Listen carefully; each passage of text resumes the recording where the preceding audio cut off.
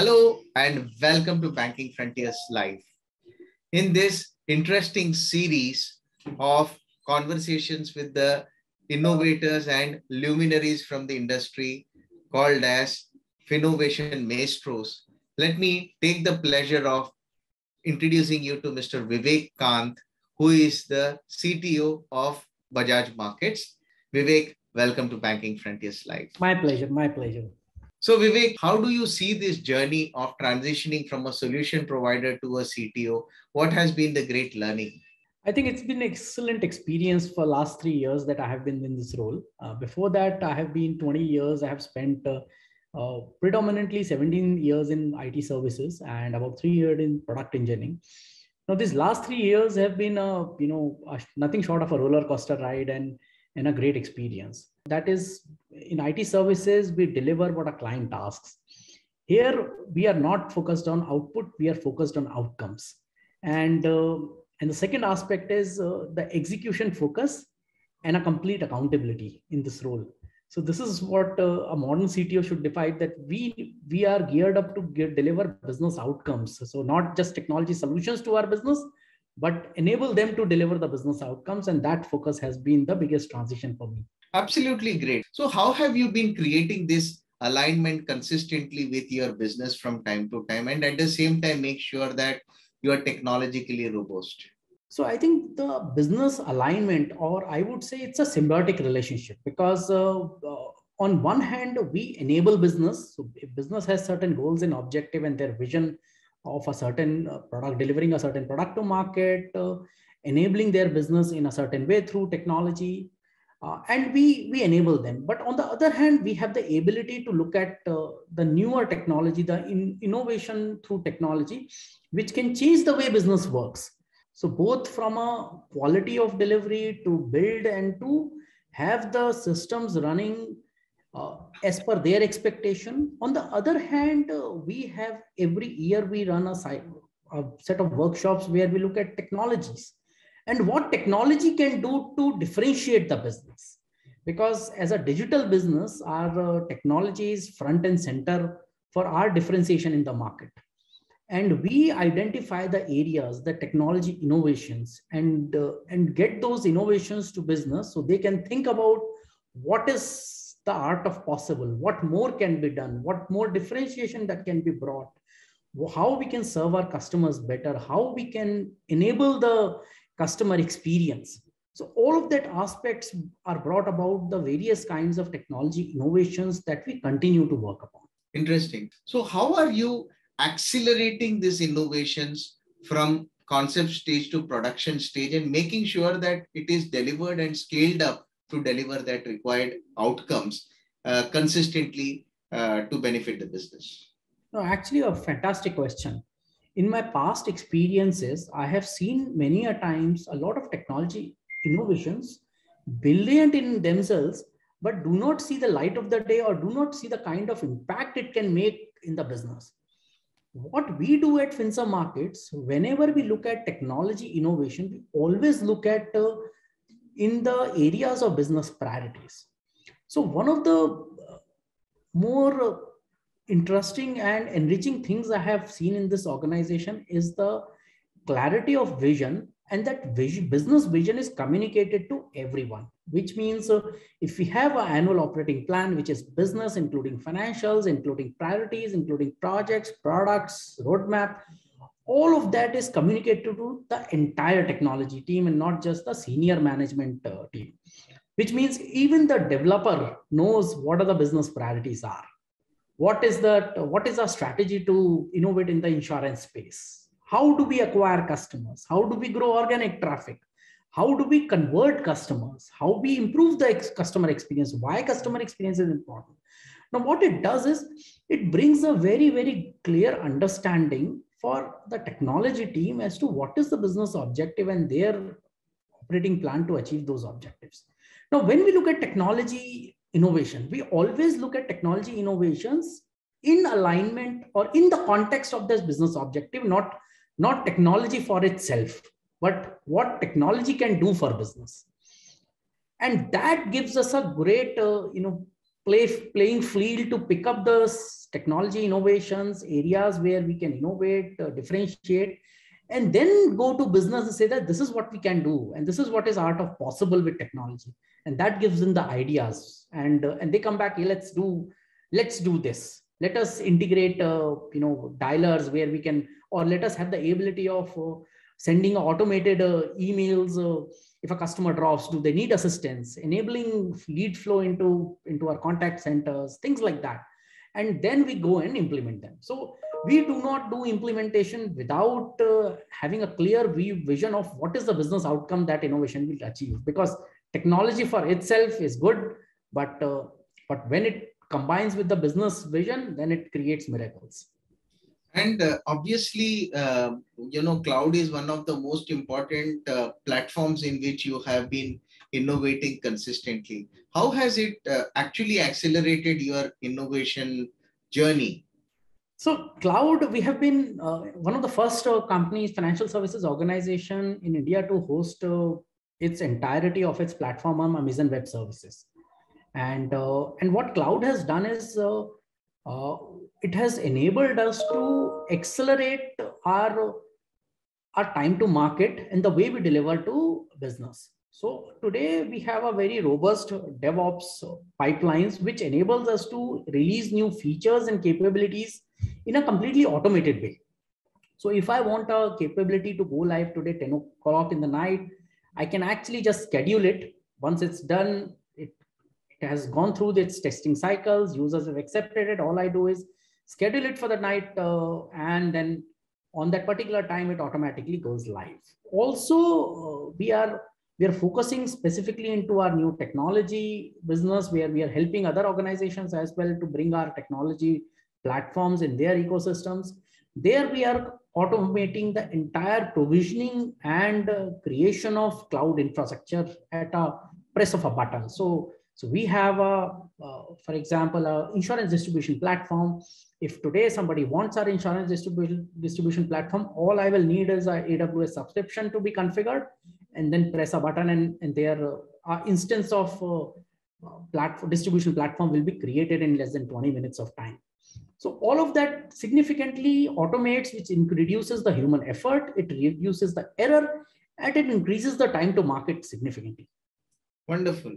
How has the API game been for you? And what kind of APIs do you enjoy, or would you look at, more and more alliances with? So APIs has been the bedrock of our platform. So the entire platform we have built is built on microservices architecture, and each of the microservices exposes its capabilities as APIs. And we have APIs at a different multiple levels. So there are APIs which are what we call as domain APIs, which basically are responsible for the application lifecycle, things like, in technology term, we call them domain objects, lifecycle, create an application, a lending application, or an insurance quote. And then there are business APIs which orchestrate across, or orchestrate a workflow across these domain APIs to give a functionality to the front end, or to a mobile app, or a web application.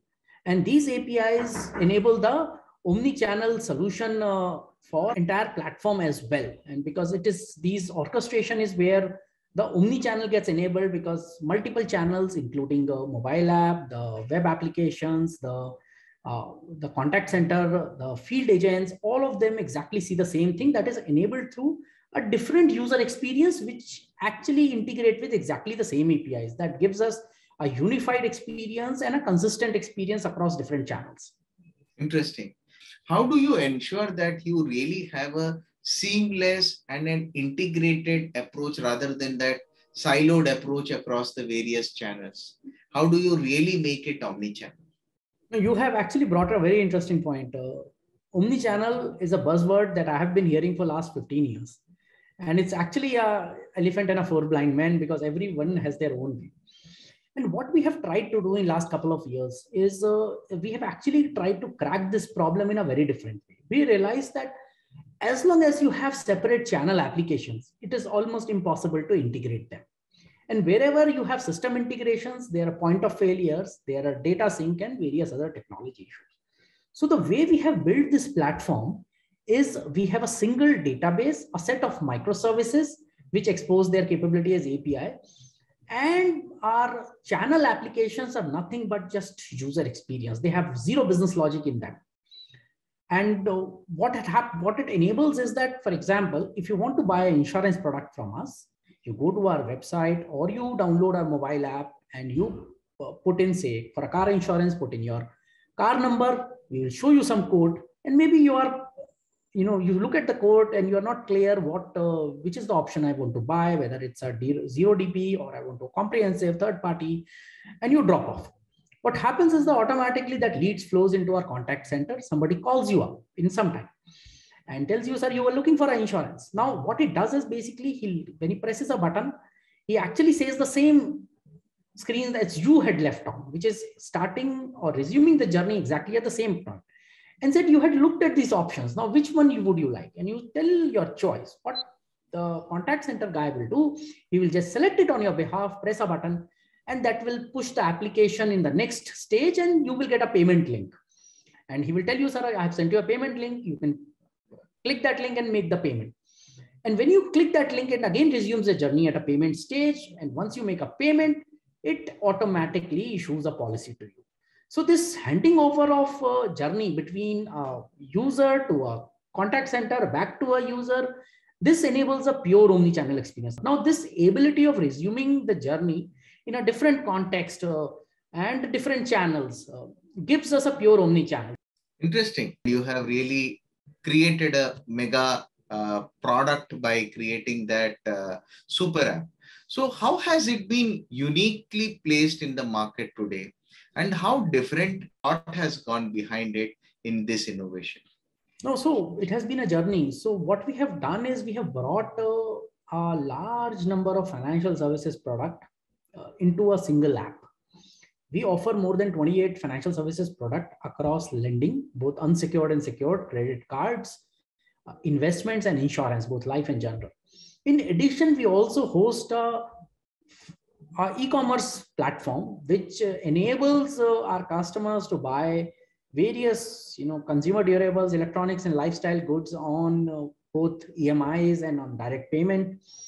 Entirety of this capabilities is built on a very large and complex platform, which also has integration to a very large number of our partners, banks, NBFCs, insurance companies, which both are group within our group and outside our group, whose products we distribute and we give it to our customers. Now, this entire experience of building such a complex app has been a labor of love, and we have built it gradually. A lot of challenges has come our way because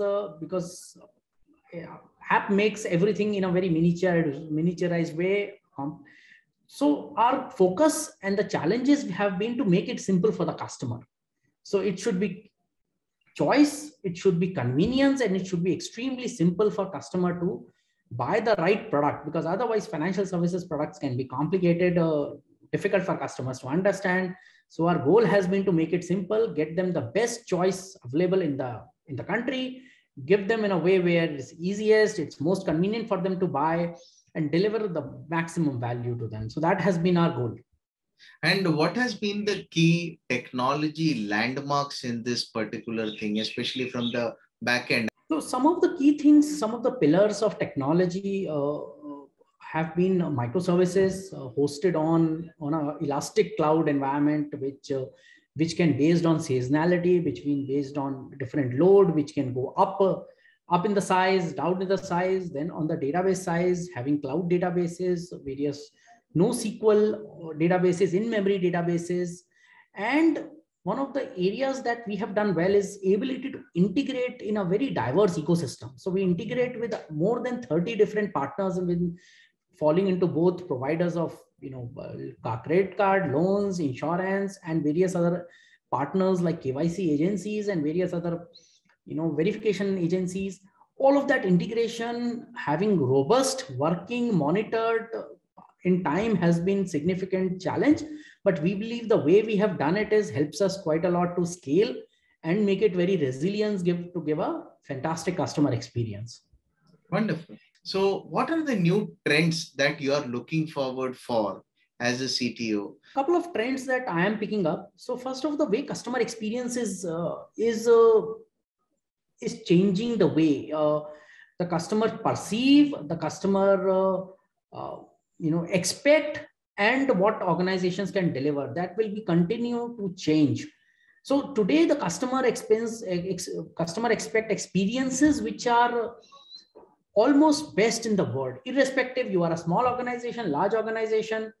Everybody expects the quality of experience as big tech, and customers want intuitive experiences and immersive experiences.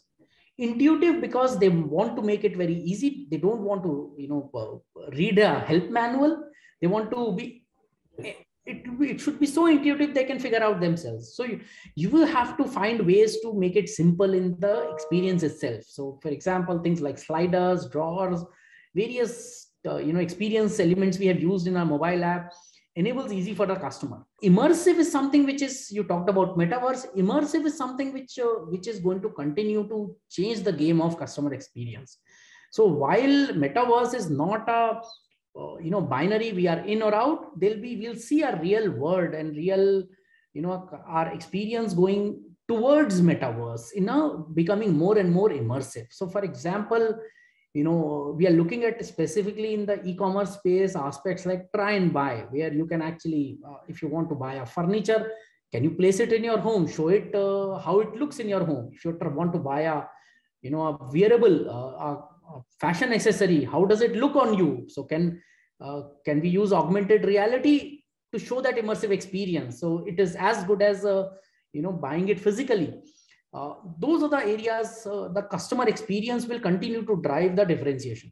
The second biggest trend that I am seeing is the personalization aspect of it. AI ML has gathered quite a lot of traction. There's a lot of hype around it as well. But unless that is applied in a customer context to hyper personalize the experience to customer, it will not deliver the outcome. So the real trend is, if you apply AI ML in delivering customer a hyper personalized experience where you are not showing a set of products, you are telling customer, well, based on the data we have, based on your demographic, based on your behavior, based on various information you have shared, this is the product that we are recommending and this is for the reason. So would you like to buy? Now, hyper personalization is something which will continue to drive differentiation. So that is the second biggest trend that I see a lot of traction, lot of investment that will be done in as we go forward. Because unless I can offer customers tomorrow the one thing that they really like or they will desire and it's appropriate for them, they need, I will not be able to engage that customer. So these are the two major areas I see a constant investment and a huge traction going ahead. Absolutely. So great. We look forward to more such interesting conversations with you on innovations, on technology trends, and probably some of the best business trends that can happen for the financial services sector. My pleasure. And it has been a fantastic conversation. Thank you. Thank you so much, Vivek.